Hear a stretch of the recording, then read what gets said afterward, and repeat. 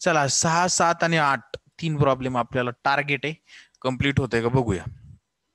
म्हणजे आपला आज टॉपिक खतम. आपल्याला पुढचं टॉपिक घ्यायचा का 12वीचं सुरू करायचं?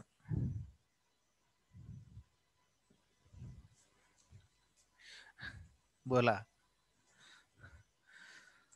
घेऊया आपण पुढचं टॉपिक. चला स्टार्टेड. बघा फर्स्ट आपल्याला जनरल एंट्री कोणाची करायच्यात? राजवाडे ट्रेडिंग कंपनी आहे, त्याच्या पुस्तकात जनरल एंट्री करायच्यात.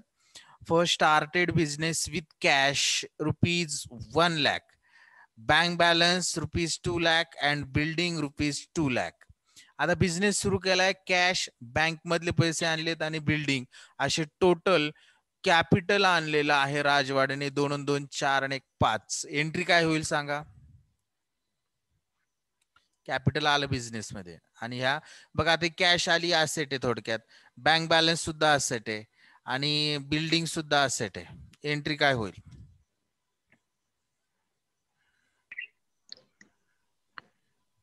कॅश आली बिझनेस मध्ये, असेट वाढली, असेट इन्क्रीज झाली, असेटला करणारा डेबिट म्हणून बँक अकाउंट डेबिट, आपलं cash account debit. Bank balance वाढणार आहे बिझनेसचा, त्याला सुद्धा आपण डेबिट देणार 2 लाख, कॅश 1 लाख. आणि बिल्डिंग सुद्धा आली बिझनेस मध्ये, बिल्डिंग सुद्धा असते तरी डेबिट झाली, हे 2 लाख. आणि हे सगळं कोणी आणले? बिझनेसच्या ओनरने. आणि owners contribution in business is called capital. Capital is काय आहे? बिझनेसची लॅबिलिटी. आणि लॅबिलिटी इन्क्रीज होणार आहे. टोटल किती लॅबिलिटी क्रिएट होईल पहा? 2 + 1 + 2 + 2 किती? 5 लाख. म्हणून आपण काय म्हणणार? To capital account 5 lakh. कळली एंट्री सर्वांना? हो sir. Okay. Number second, purchase goods from Ram of ₹50,000 at 18% GST. आता या ठिकाणी एक कॅश ट्रान्झॅक्शन आहे का क्रेडिट आहे दिलेलं नाही, परंतु ज्याच्याकडून परचेस केले त्याचं नाव दिले. म्हणजे काय, कोणतं ट्रान्झॅक्शन असन? Cash, credit? Credit transaction. Purchase our expenses, income, liability, asset. Expenses increase झाला, काय करणार? Debit, credit? डेबिट करणार. आणि एक्सपेन्सेसचे इन फ्युचर मध्ये पैसे तुम्हाला पेड करावे लागणार आहेत, बरोबर ना? तर फ्युचर मध्ये जे पेड करतो किंवा ज्याला आपण पैसे देणं असतो त्याला काय म्हणतो? लायबिलिटी. क्रेडिटर.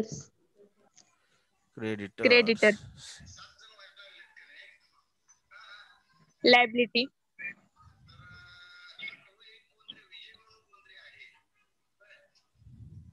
एकच minute.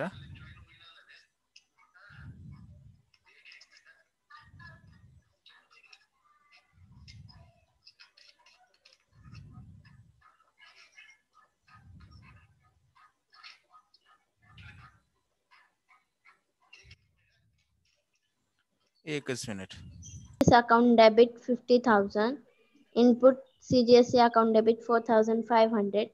Input SGST account debit 4,500 to Ram's account 59,000. Very good. Purchase is your expenses. Expenses increase, debit 50,000. With expenses GST also paid. GST सुद्धा expenses झाला. जीएसटी ला आपण काय करणार? डेबिट देणार. जीएसटी 2 पार्ट मध्ये डिवाइड होणार, सीजीएसटी, एसजीएसटी. म्हणून input CGST account debit, input SGST account debit 4,500 4,500. आणि टू रामला असे टोटल पैसे 50 आणि हे 9, 59,000. ओके, कळलं सर्वांना? हो सर. ओके. नेक्स्ट ट्रान्झॅक्शन बघा, नंबर 3चं ट्रान्झॅक्शन आहे पेड फॉर रिपेअर्स और expenses. Expenses is also debit balance, बरोबर ना? हो. हा. आणि पेड करत असताना आपल्याला कॅश आपल्याकडून जाणार आहे, cash goes out, cash asset decrease, so asset are credit करणार. म्हणजे आपण repairs account debit to cash, repairs account debit to cash. म्हणजे आपण एंट्री काय करणार? अरे बापरे, ही एंट्रीच केली नाही का त्यांनी? नाही सर, तुम्ही 7 नंबर. हा 7 नंबर ट्रान्झॅक्शन, वरचं ट्रान्झॅक्शन आपलं राहिले, बरोबर ना? रिपेअर्स हो account sir. Debit to cash अशा पद्धतीची एंट्री होईल. ओके 5 तारखेचं राहिलेले आहे. Sold goods to Rakesh of ₹70,000 at 18% GST for cash. Cash मध्ये गुड्स सेल केलेला आहे. सेल्स इज युअर म्हणजे हा गुड्स सोल्ड केला. सेल्स आपला income expenses income. Income create झाला म्हणजे इन्कम वाढला की इन्कमला काय करतो क्रेडिट डेबिट क्रेडिट. आणि हा कॅश आहे. कॅश आपल्याकडून आता कमी होते कॅश बॅलन्स. कॅश जर कमी झाली सॉरी कॅश वाढते ना. हो. सेल्स केल्यामुळे आपल्याकडे पैसे येतात. वाढले की डेबिट करणार आणि विथ जीएसटी वाढणार आहे. जीएसटी सुद्धा इन्कम आहे याला सुद्धा क्रेडिट करणार. म्हणजे एंट्री काय होईल cash account debit to sales आहे 70,000चा. आउटपुट सीजीएसटी आणि output SGST both are income आहेत त्यामुळे इन्कम जनरेट झाले त्याला करणार आपण क्रेडिट. म्हणून आपण 6,300च क्रेडिट दिले त्यांना आणि कॅशला डेबिट दिलं. अशा पद्धतीने ही जनरल एंट्री झाली. समजली का सर्वांना? हो सर. नेक्स्ट पहा. Place an order with Ranveer and Sons for goods ₹60,000 at 12% GST. Order place केली परंतु अजून गुड्स आपल्याकडे आलेला नाही. 60,000 रुपयाची ऑर्डर प्लेस केली. एंट्री होईल का नाही? नाही होणार. Very good. एकच मिनिट मला एक कॉल येतो. हा सर मेसेज वाचलंच नाही कारण की मी लेक्चर मध्ये होतो. हा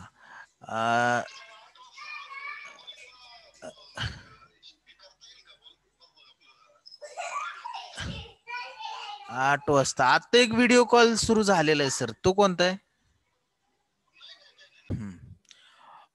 नेक्स्ट ट्रान्झॅक्शन त्याची एंट्रीच होणार नाही कारण की गुड्स प्लेस केलं नुसती ऑर्डर दिलेली अजून आपल्याकडे माल आलेला नाही त्यामुळे ट्रान्झॅक्शनची एंट्री होणार नाही. नेक्स्ट पेड वेजेस काय एक्सपेन्सेस इन्कम ॲसेट लायबिलिटी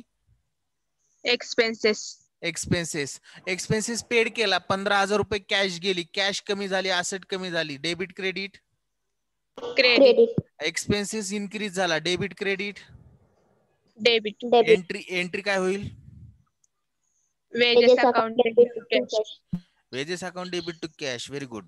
आणि तीच एंट्री केली wages to cash. Next transaction purchase goods from Mohan of ₹1 lakh at 12% GST.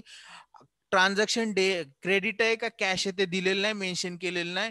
म्हणजेच ट्रान्झॅक्शन काय असेल ज्यावेळेस व्यक्तीचं नाव दिलेलं असतं त्यावेळेस ते ट्रान्झॅक्शन क्रेडिट ट्रान्झॅक्शन असतं. Good purchase is our expenses income liability asset expenses generate झाला. Debit credit debit with GST सुद्धा पेड करावं लागणार आहे. हा सुद्धा एक्सपेन्सेस आहे परचेस सोबत. म्हणजे ह्याला पण आपण काय करणार डेबिट. बरोबर. आणि हे सगळं करत असताना आपण हा माल मोहन कडून घेतलेला आहे. मोहनला पैसे देणं लागतो. मोहन काय देणं म्हणजे लॅबिलिटी. मोहन आपली लॅबिलिटी जनरेट झाली. लॅबिलिटी वाढली की काय करतो लॅबिलिटीला क्रेडिट. मग एंट्री काय होईल? Purchase account debit. त्याच्यानंतर GST input CGST input SGST. Purchase 1 lakh त्याच्यावर 12% 6,000 असे टोटल 12,000 येतील आणि टू मोहन असे 1,12,000 रुपये त्याला पेड करणार. एंट्री समजली सर्वांना? हो sir. Okay. Next transaction paid for convenience expenses. नाम में ही एक्सपेन्सेस आहे म्हणजे हा एक्सपेन्सेस असेल इन्कम असेल लायबिलिटी असेल असेट असेल.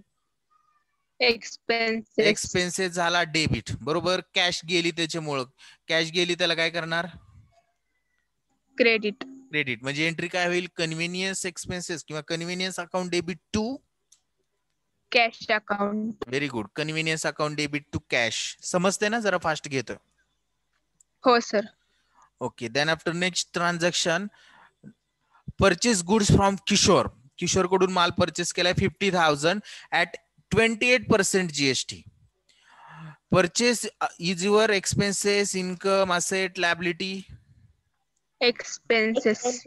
Very good. Expenses. 28% GST and paid the amount by check. आणि ही अमाऊंट कशा मार्फत पेड केली? चेक. म्हणजे ट्रान्झॅक्शन थ्रू आउट कशा होतंय? बँक थ्रू होतंय. Bank. बँकेतनं पैसे जाणार आहेत म्हणजे हे कॅश ट्रान्झॅक्शन आहेत. पैसे कमी होणार, बँक बॅलन्स कमी होणार. Debit credit? Credit. क्रेडिट. आणि Credit. परचेस सोबत ह्या खर्चासोबत आपल्याला जीएसटी सुद्धा 28% पेड करायचा आहे. हा जीएसटी सुद्धा आपला एक्सपेन्सेस आहे. याला सुद्धा काय करणार आपण? डेबिट का क्रेडिट? Debit. दोन पार्ट मध्ये डिवाइड करतो. CGST, SGST. 14%. अशा पद्धतीने. तर ट्रान्झॅक्शन बघा कसं होणार आहे. एकच मिनिट जरा झूम करतो म्हणजे तुम्हाला दिसेल.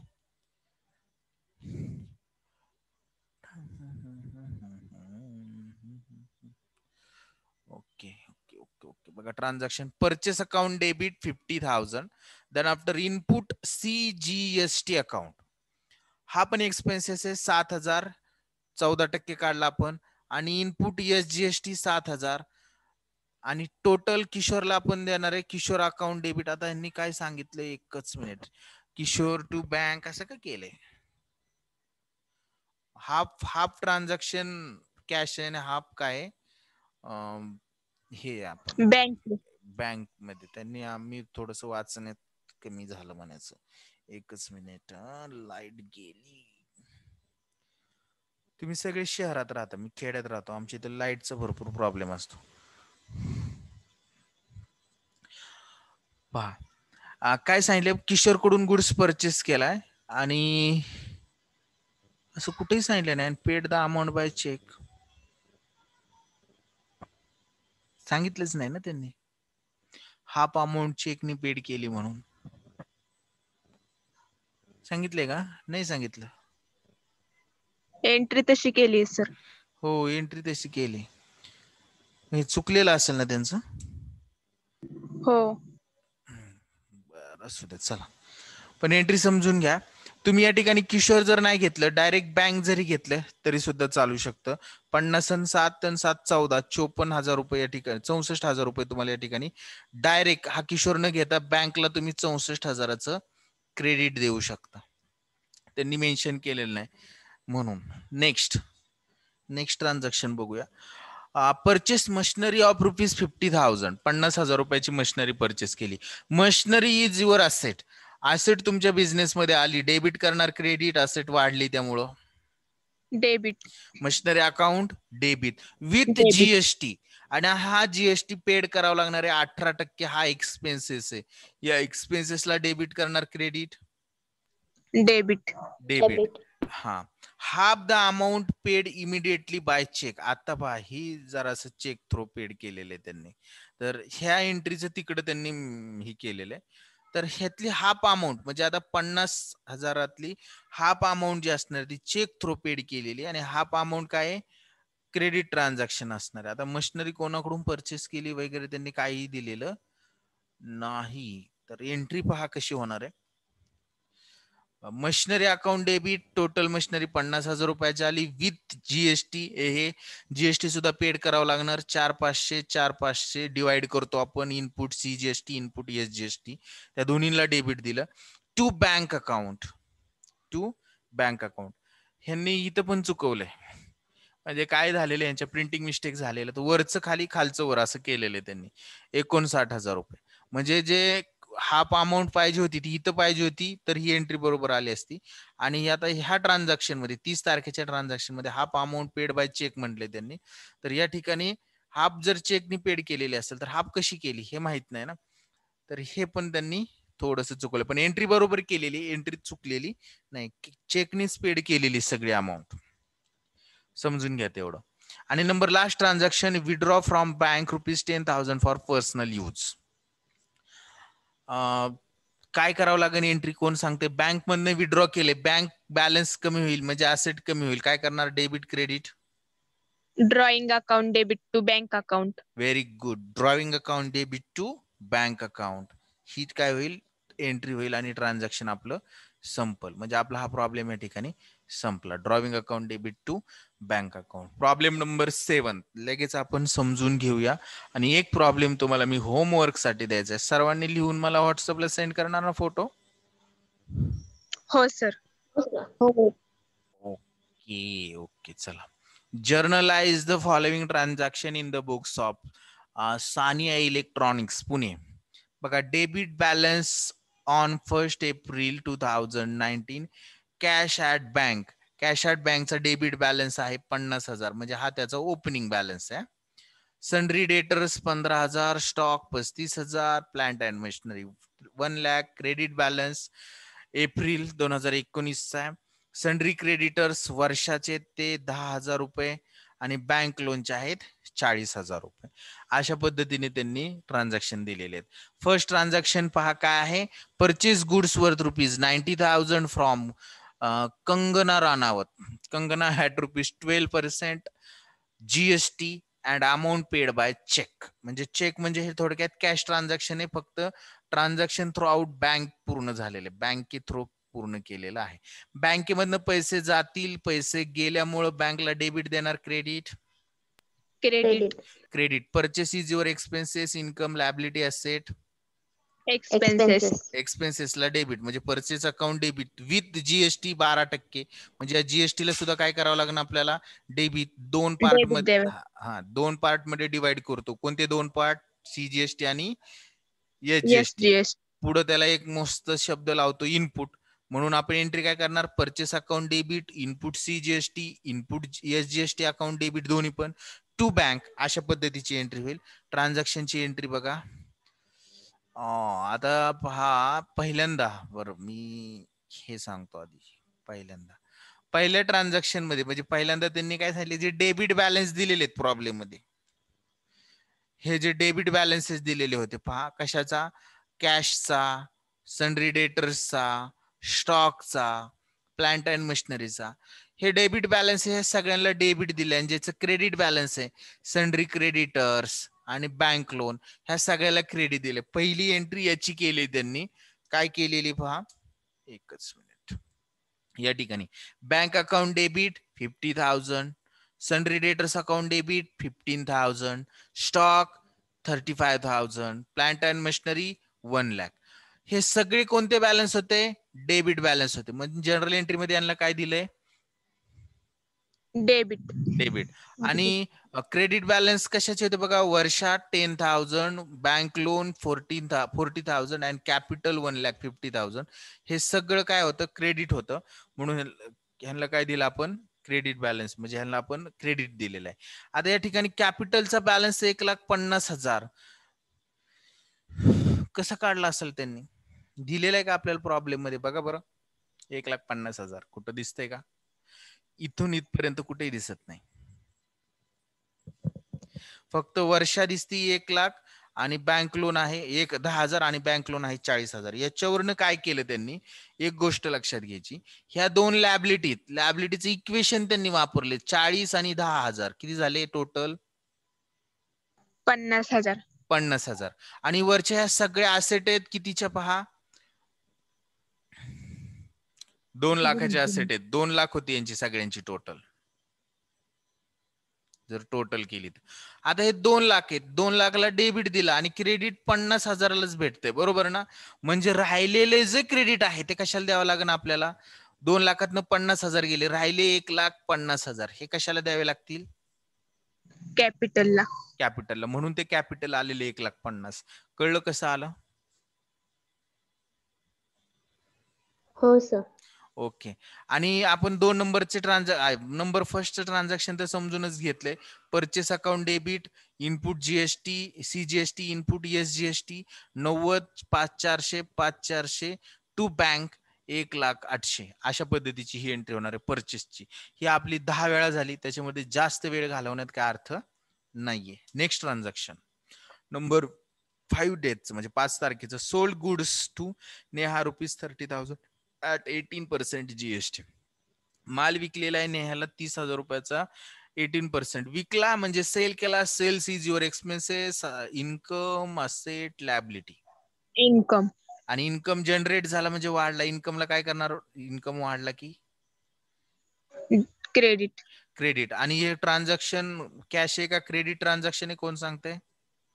क्रेडिट. Credit transaction. ट्रान्झॅक्शन. नेहाकडून आपल्याला 30,000 रुपये इन फ्युचर येणार आहेत, म्हणजे आपली ती डेटर्स म्हणजे आपली ॲसेट आहे.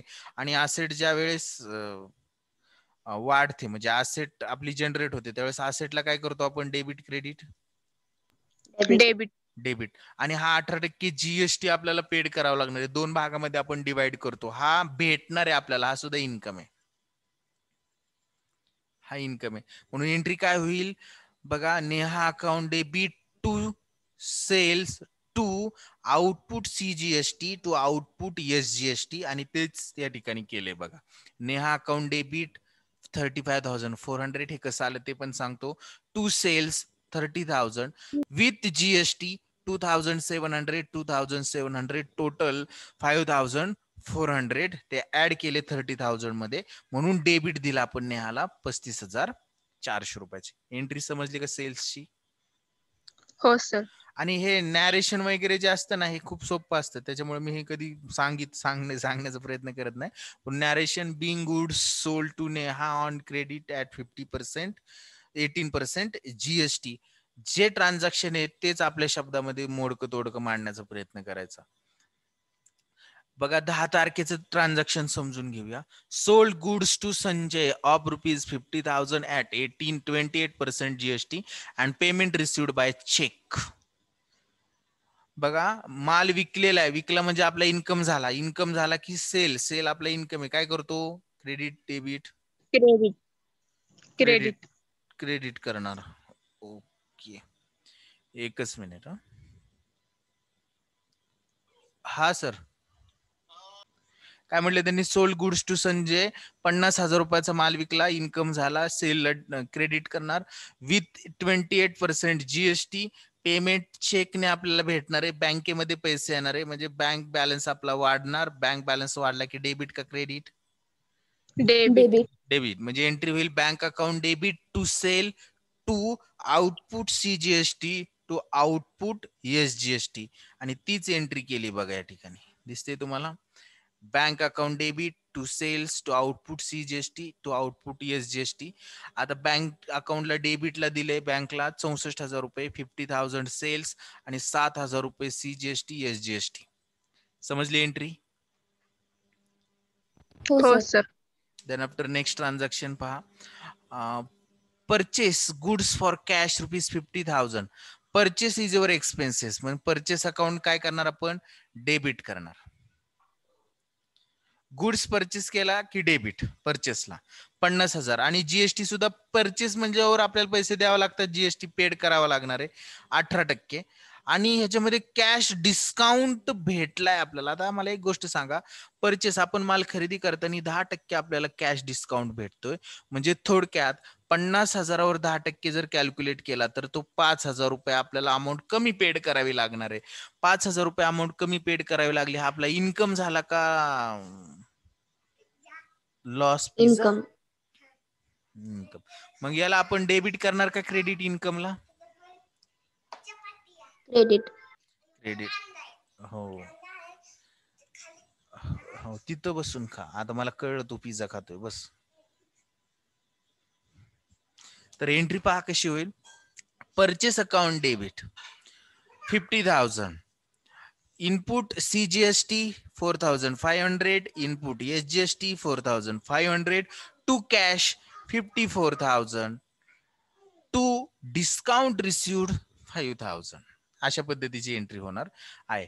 आता एक गोष्ट लक्षात घ्यायची की परचेसला आपण 50,000 रुपयाला डेबिट दिले आणि हे 4,500 आणि 4,500 टोटल 9,000 रुपये होतात, बरोबर ना? बरोबर का? या 9,000 आपल्याला 5% डिस्काउंट भेटला, म्हणजे बघा 50 आणि हे 9,000 टोटल 59,000.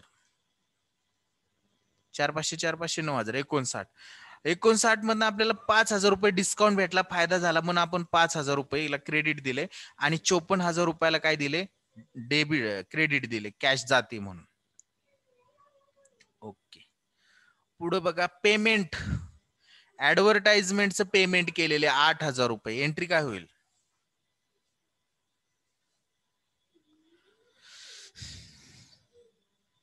बताओ कालिया. ती तुम्ही शोले पिक्चर बघितला का सर्वांनी? हो. त्याच्यामध्ये एक डायलॉग आहे. कोणता डायलॉग आहे? इन कुत्तों के सामने मत नाचना बसंती. बरोबर. तसं तुमचं झालंय का? मला एंट्रीचं ट्रान्झॅक्शन ते सोपं ट्रान्झॅक्शन आहे ना.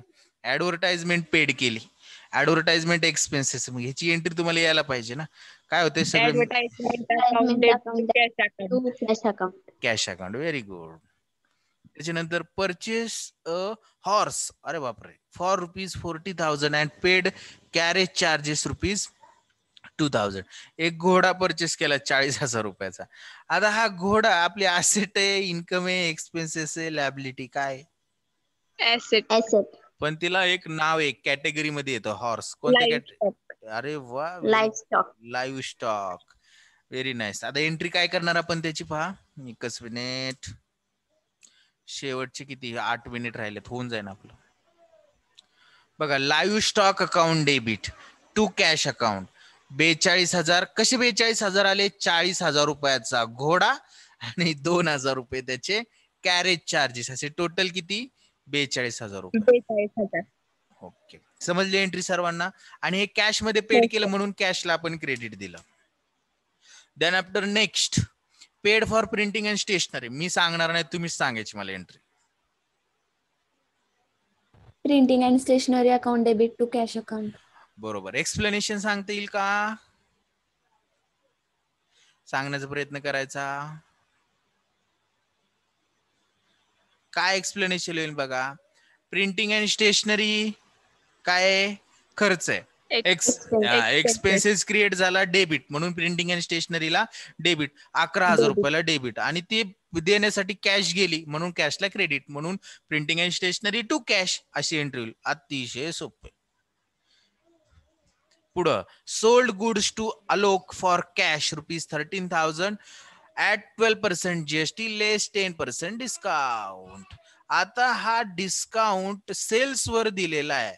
आपल्याला पैसे येणार होते, परंतु ते 10% कमी येणार आहेत. हा 10% आपला इन्कम आहे, लॉस आहे, असेट आहे, लॅबिलिटी?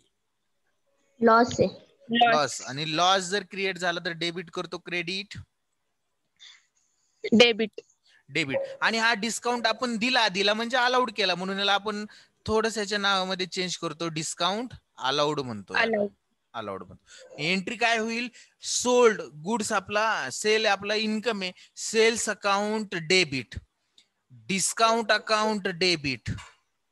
बरोबर ना? सॉरी, सेल्स अकाउंट डेबिटच म्हणतोय. कोणाला? कॅश अकाउंट डेबिटला, आपलं कॅशला डेबिट द्यावं लागेल. Discount account debit to sales to SGST to CGST, अशा पद्धतीची एंट्री होईल. पहा या ठिकाणी केली.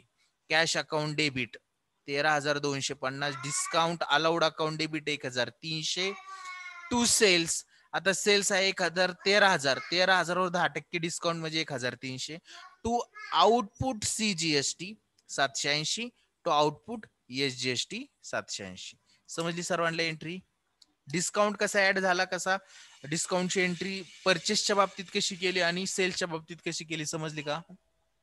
हो sir. Okay, then after number second last transaction, received an amount of ₹1,000 for Varsha, which was previously written off as bad debts. बघा, ही वर्षा नावाची एक व्यक्ती आहे. तिने आपले बॅड डेब्ट्स, म्हणजे तिच्याकडून आपल्याला 1,000 रुपये भेटलेच नव्हते, म्हणून ते आपण बॅड डेब्ट्स अकाउंटला टाकले होते, परंतु ते आता भेटले आपल्याला कॅश मध्ये. कॅश भेटली, कॅश अकाउंटला काय करणार? डेबिट. डेबिट. आणि बॅड डेब्ट्स आपला लॉस होता, पण हा लॉस आपला कमी झाला, म्हणजे निघून गेला, आपला थोडक्यात फायदा झाला, त्याला काय करणार? क्रेडिट. क्रेडिट करणार. म्हणजे एंट्री काय होईल? Cash account debit to bad debts account. Very good. Cash account debit to bad debts recovered म्हणायचं, 1,000 रुपये. आणि नंबर लास्ट ट्रान्झॅक्शन पहा या ठिकाणी, कुठं गेलो रे देवा. Goods costing ₹5,000 distribute as a free sample. आणि जे फ्री वाटतो त्याला काय म्हणतो आपण? एक त्याला शब्द आहे, कोण सांगू शकते? Advertisement. Advertisement. Very good. Advertisement म्हणतो. ऍडव्हर्टाइजमेंट हा आपला खर्च असतो, इन्कम असतो, लायबिलिटी असते, ऍसेट असते. एक्सपेन्स असतो. खर्च असतो बरोबर. त्याला काय करणार आपण? डेबिट. डेबिट करणार. म्हणजे काय? Advertisement account debit to goods distribute as a free sample असे एंट्री होईल बघा. Advertisement account debit to goods distribute as a free sample 5,000.